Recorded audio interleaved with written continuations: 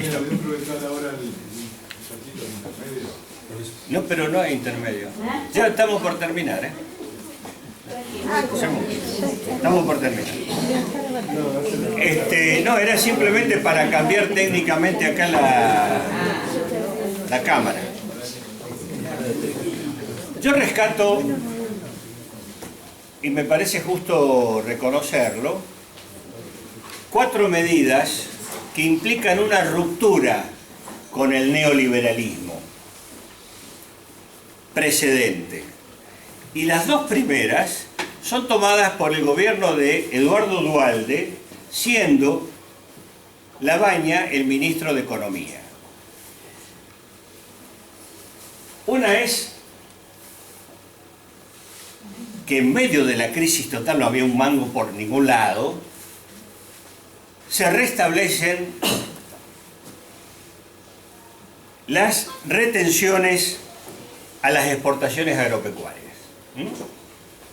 Eso marca una ruptura, porque el neoliberalismo siempre insiste, y lo hace ahora, por levantar todo tipo de retenciones. La segunda medida fue que se desdolarizó, o sea, para decirlo más fácil, se especificaron las tarifas públicas. Porque hubo un momento que ya mucha gente dejaba de pagar porque no tenía plata directamente, y había una profundidad de la crisis, habían llegado a las tarifas a un nivel increíble. Esos 2 elementos, es decir, tener salarios del tercer mundo y pagar tarifas por servicios como si estuviéramos en el primer mundo, llegó a un límite que ya no se soportaba más y se decidió la especificación. Pero además, durante el gobierno kirchnerista del 2003 al 2015, se dieron otras 2 medidas. Aumento de salarios. Al principio por decreto, porque era tanta la necesidad de reactivar el mercado y la miseria, que por decreto se dieron aumentos generales. Pero después se dio un paso decisivo en algo que es muy importante para el movimiento obrero, para los trabajadores, que son las comisiones paritarias, para negociar colectivamente el salario por un periodo de tiempo. Bueno, ¿por qué esto es importante? Porque antes del peronismo histórico, el trabajador discutía con el patrón el salario. Discutir era una forma de decir. El patrón le decía, por este trabajo te pago tanto y si no te morís de hambre. Y por lo tanto vas a trabajar por este salario que yo te pago. Esa relación supuestamente democrática de uno y uno era totalmente asimétrica, totalmente desigual. Mientras uno se está jugando la vida, la comida del día, el otro impone porque tiene poder, porque tiene dinero, porque tiene capital. No pasa ningún riesgo.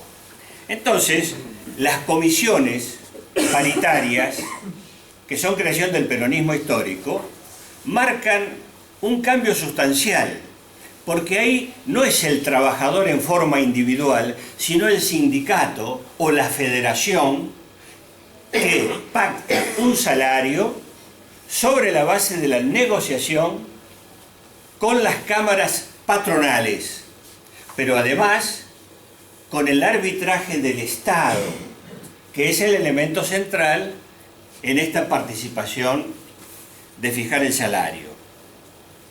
Y además, lo que mencioné recién, el desendeudamiento, es decir, lo que hizo Néstor Kirchner, primero con el conjunto de los deudores privados extranjeros y después con organismos como hizo con el Fondo Monetario Internacional.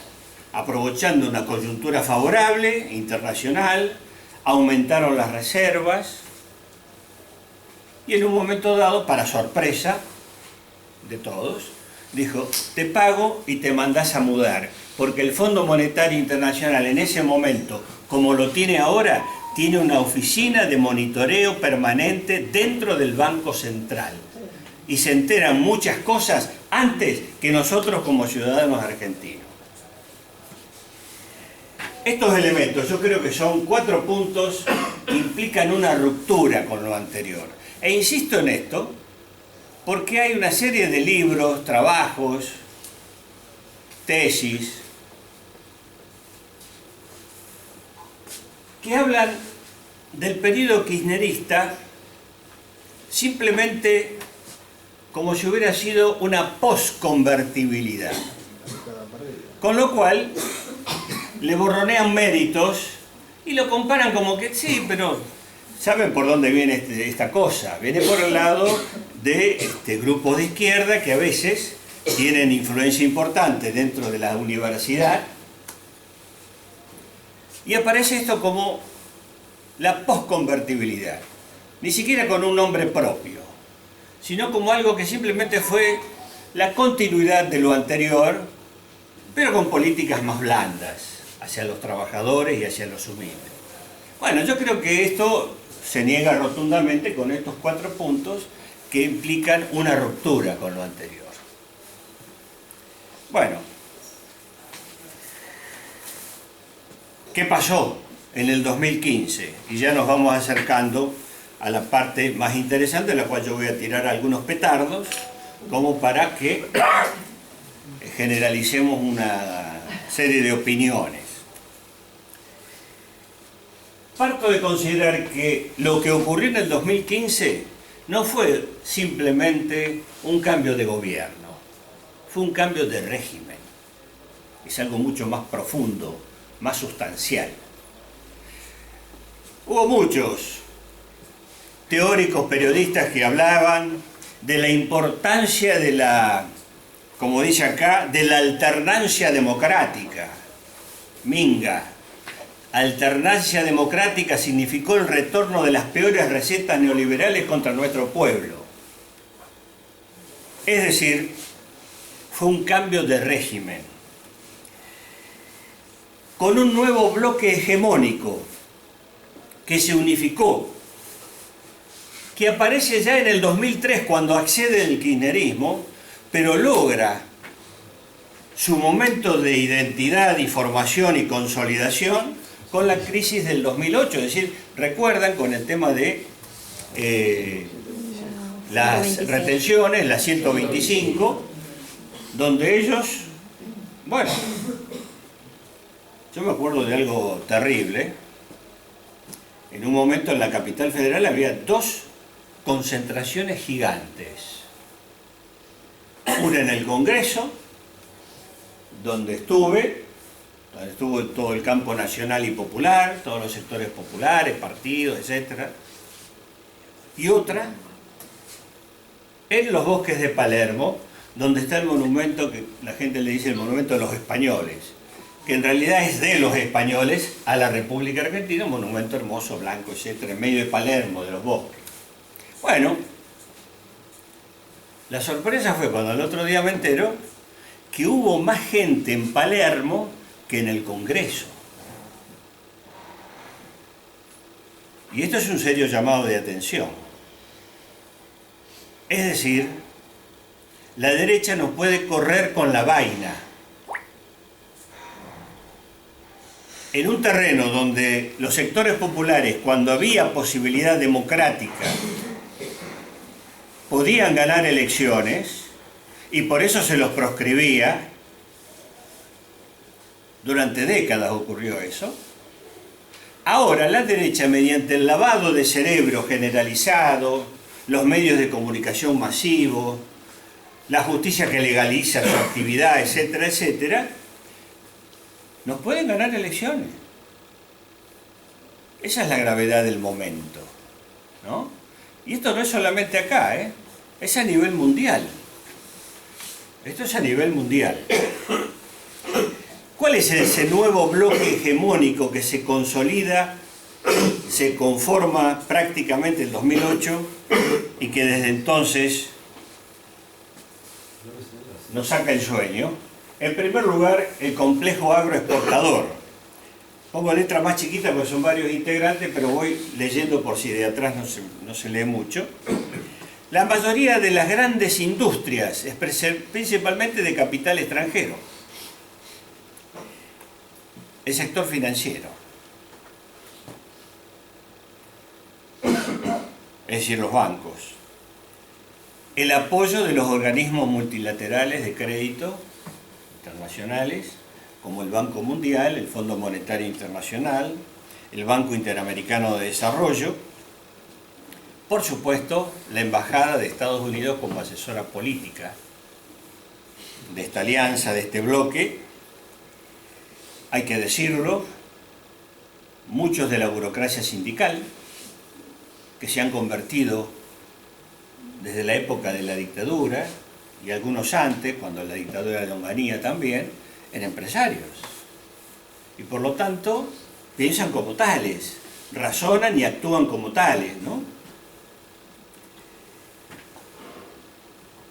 La familia o el partido judicial, la forma en que... Y esto es bueno decirlo, acá hay un peso decisivo de la tradición radical, que viene de que la Facultad de Derecho, especialmente la de Buenos Aires, pero debe ocurrir en muchos otros lugares, es un lugar de formación de cuadros, ha sido un lugar tradicional de formación de cuadros del Partido Radical. Ahora lo vemos derechizados, ya desde hace ya un tiempo, siendo parte de la estrategia de los grupos del poder económico, totalmente borrado el pasado irigoyenista, para mencionar lo mejor que llegaron a tener hace ya bastante tiempo. Y por supuesto, los medios de comunicación monopolizados, que son hasta un poder económico en sí mismo, pero juegan un papel central en ese lavado de cerebro en conjunto de toda la sociedad. La pregunta es esta. La Argentina se caracteriza por ese movimiento pendular, ¿no? Comenté ya en su momento de que eso, comparado con otros pueblos más desgraciados que el nuestro, es toda una suerte, porque hay otros en donde el péndulo dejó de funcionar hace rato, ¿no? Nosotros estamos en esa situación de empate social en el cual, como lo definimos en su momento, la fuerza de los sectores populares alcanza para bloquear el otro proyecto, pero no para llevar a cabo el propio. Pero eso le pasa exactamente lo mismo a la reacción. Es una situación de empate y se preparan para el desempate en todos los terrenos, ¿no? Esta es la pregunta. Volver a lo mismo, volver al neoliberalismo es volver a lo mismo.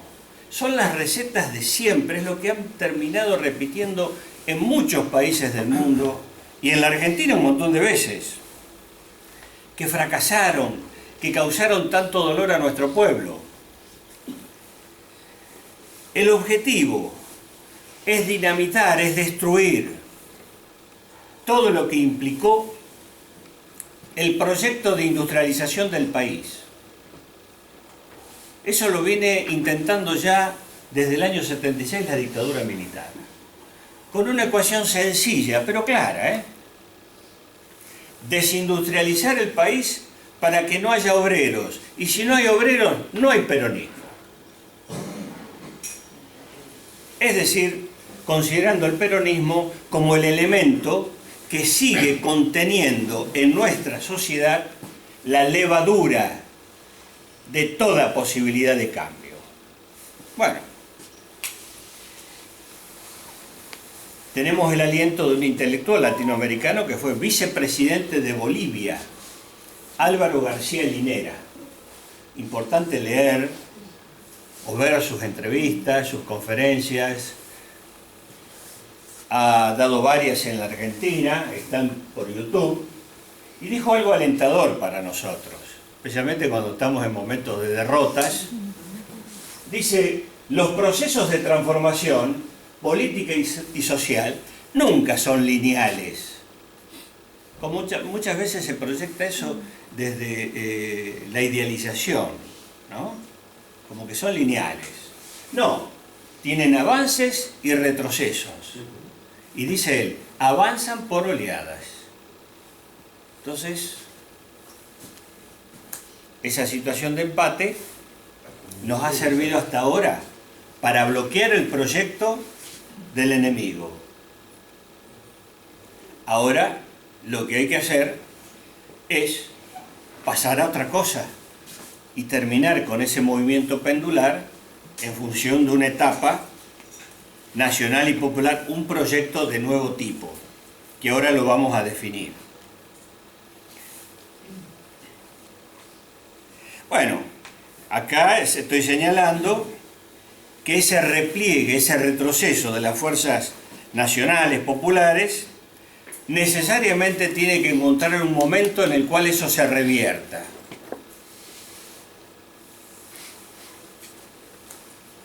Y hay que pensar si en este momento no estamos empezando a manejar la calle, porque hasta de la calle nos quitó la derecha.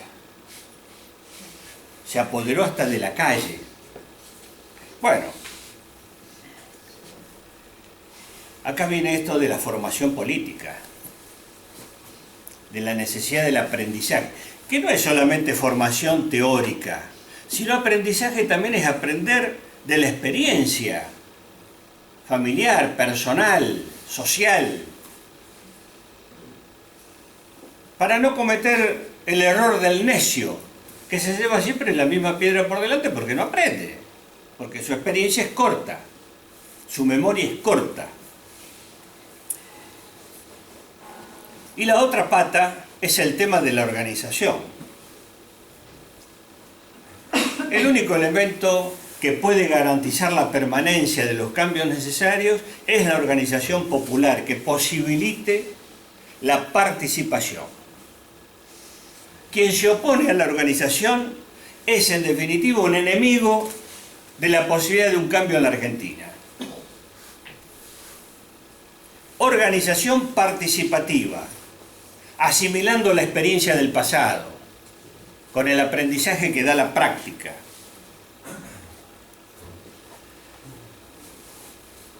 Y acá viene a analizar el presente, que ya más que historia es política actual. Y empezamos con un concepto, el concepto de frente político. Bueno, fuerza y debilidad al mismo tiempo. ¿Por qué? Un revolucionario búlgaro llamado Jorge Dimitrov, en la lucha contra el fascismo en Europa, concibió la constitución de frentes populares para resistir al fascismo. Es decir, tenés un enemigo poderoso, tenés que reunir todas las fuerzas posibles para juntar una fuerza lo suficiente como para derrotar a ese enemigo poderoso, porque solo no podés. Entonces aparece la idea de frente para juntar una fuerza poderosa. Pero lo del frente puede ser también una manifestación de debilidad. En primer lugar, porque estás dando muestra de que tu fuerza propia no te alcanza. ¿Está claro? De que no tenés la suficiente fuerza para ir solo, con tus principios y tu programa. Y bueno, viene entonces la posibilidad de cambio o freno en la pelea dentro del frente. ¿Por qué? Si predominan las fuerzas que propician cambios dentro del frente, todo contento. Ahora, a veces, para juntar los votos necesarios y vencer al contrincante poderoso que te maneja los medios, que te maneja la justicia, que hasta llegó a ganarnos la calle, te tenés que aliar con algunos que para incorporarlos tenés que limar muchos contenidos de ese programa tuyo. Tenés que suavizarlo porque si no se nos viene. ¿Se entiende esto? Entonces, un frente puede ser entonces la posibilidad de un freno a los cambios más estructurales. ¿Por qué? Porque aquel que incorporás por necesidad, para juntar más votos, para juntar más manifestantes, viene y te dice, no, pero eso del programa borrarlo porque a mí no me interesa, yo no quiero eso, me opongo a eso, estoy en otra cosa, apoyo todo lo demás, pero eso no. Entonces empiezan a limar aspectos del contenido del frente. Entonces un frente tiene estas características. La otra cuestión es que necesariamente un frente tiene que tener un programa. Y acá aparece una de las debilidades, la falta de programa.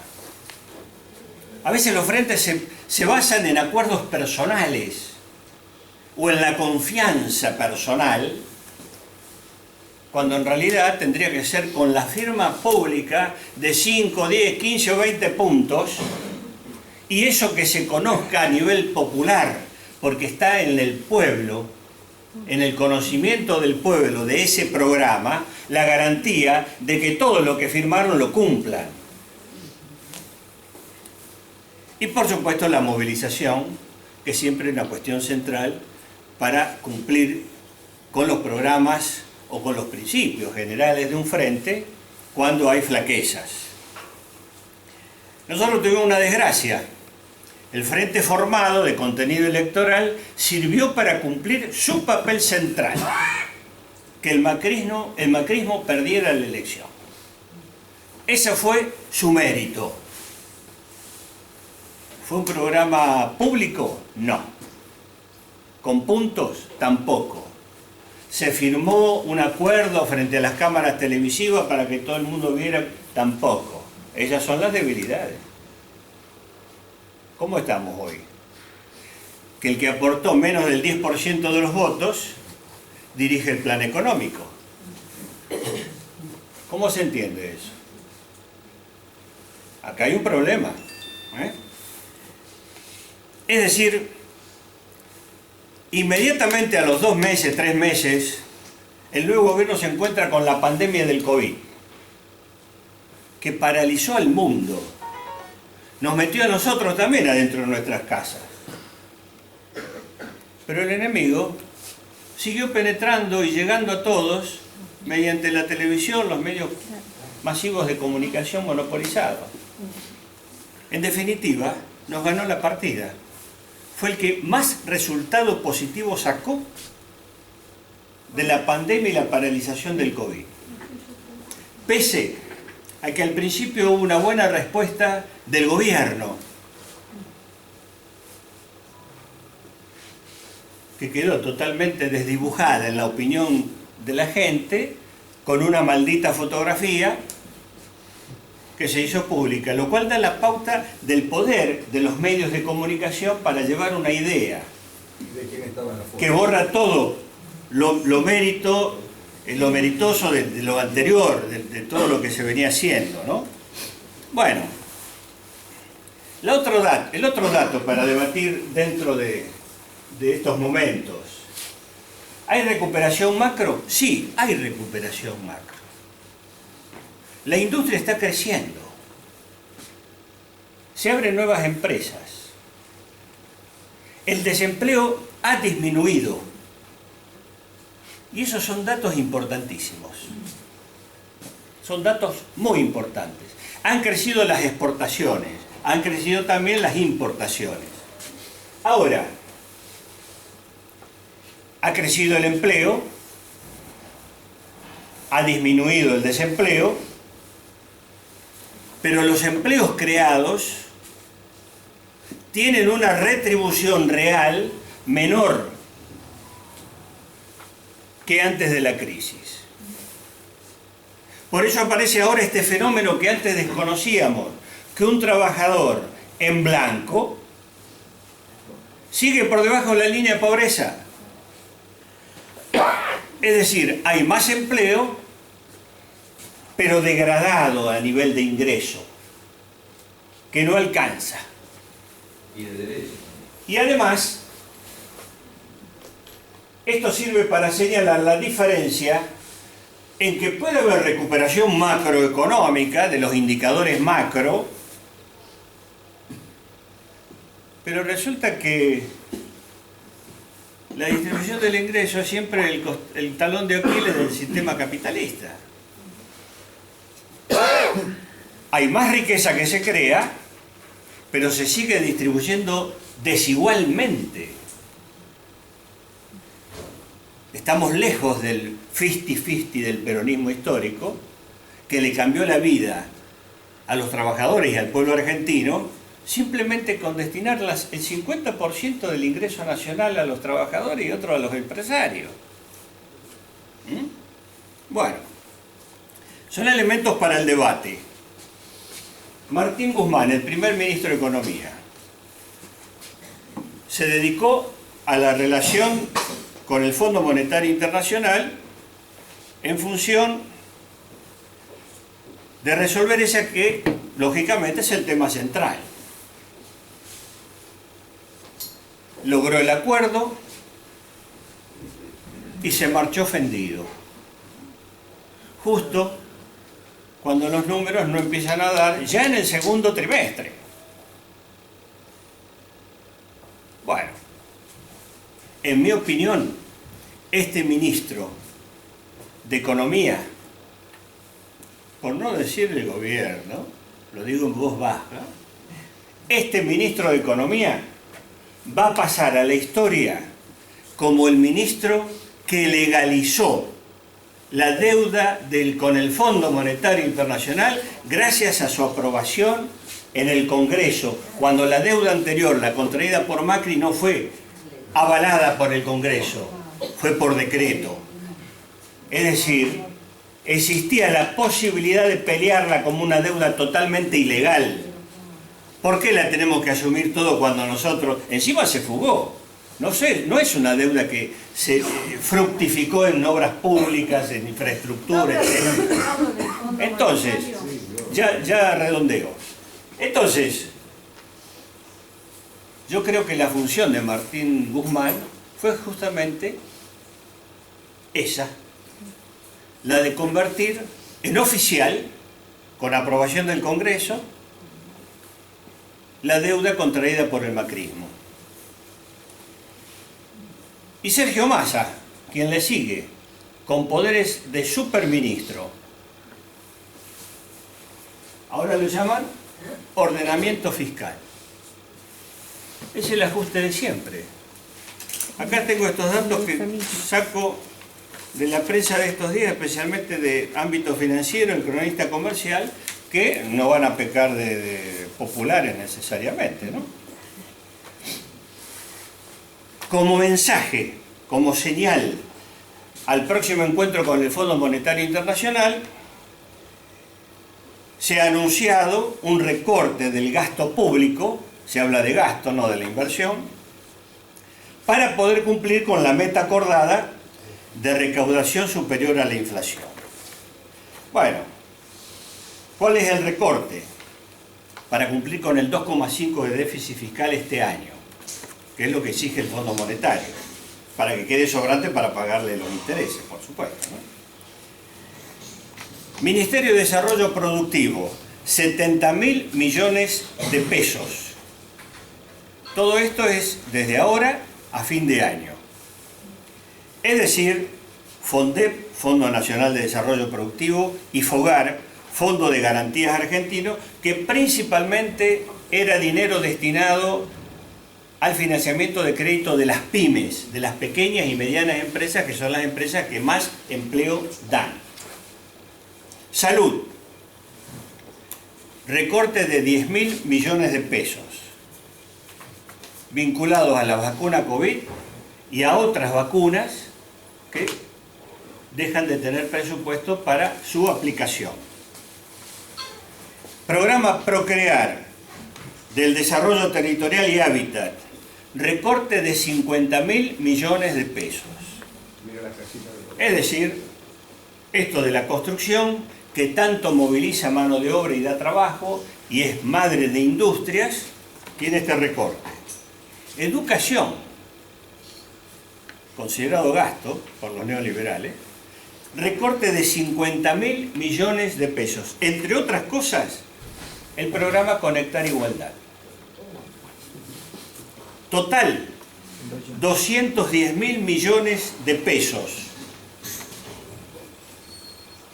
Menos 82.000 millones de pesos que se destinan al gasto de ayuda social, ¿qué es esto? Esto es reparto con sumas fijas que se desvalorizan rápido para calmar a los leones.